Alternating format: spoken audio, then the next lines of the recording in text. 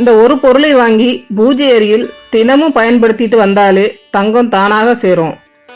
அடமானத்தில் இருக்கிற தங்கத்தையும் சீக்கிரம் மீட்டலாம். அது எந்த பொருள்னு பார்க்கலாம் வாங்க.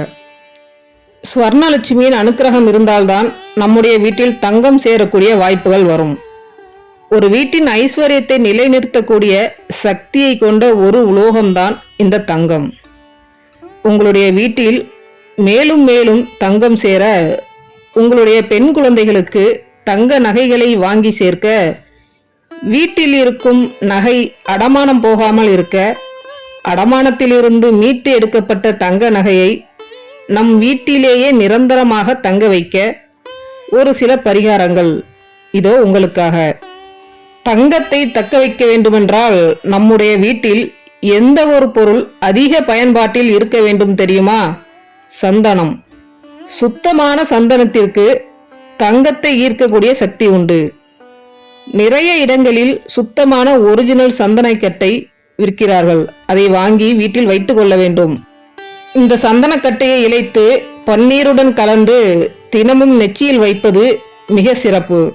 அடுத்தபடியாக இந்த சந்தனத்தை இழைத்து அதை பன்னீர் ஊற்றி கலந்து அந்த சந்தனத்தை வீட்டில் இருக்கும் சுவாமி படங்களுக்கு வைத்து அந்த சந்தனத்தின் மேல் குங்கும பொட்டை வைக்க வேண்டும். சுத்தமான சந்தனத்தை இழைத்து அதை எடுத்து கொஞ்சமாக பன்னீரில் கலந்து வெள்ளிக்கிழமை தோறும் நிலைவாசலில் 2 பக்கத்திலும் தெளித்து விடுங்கள். நம்முடைய நிலைவாசல் காலின் 2 பக்கத்திலும் தேவதைகள் குடிகொண்டு இருப்பார்கள். அந்த இடத்தில் இந்த சந்தன தண்ணீரை தெளிப்பது வீட்டிற்குள் ஐஸ்வர்யத்தை வரவைக்கும். சின்ன சின்ன சந்தனக்கட்டை துண்டுகளாக வாங்கி பூஜை அறையில் 1 வைத்து விடுங்கள். பீரோவில் பணம் வைக்கும் பெட்டியில் 1 வைத்து விடுங்கள். இது தவிர நீங்கள் நகையை எந்த இடத்தில் வைப்பீர்களோ அந்த நகையை தொட்டபடி ஒரு சின்ன சந்தனக்கட்டையை வைங்க. சந்தன குச்சி, சந்தனக்கட்டை எங்கெல்லாம் இருக்கின்றதோ அந்த இடத்தில் எல்லாம் தங்கம் சேரும் என்பது நம்பிக்கை. உங்கள் வீட்டில் ஒரு பொட்டு தங்க நகை கூட இல்லை என்றாலும் பரவாயில்லை. இந்த கட்டையை பீரோவில் வைத்த ஒரு சில நாட்களில் தங்கம் தானாக சேரத் தொடங்கும். அடமானத்தில் தங்கத்தை வைத்துவிட்டால் அதற்கு ஒரு ரசீது கொடுத்திருப்பார்கள் அல்லவா?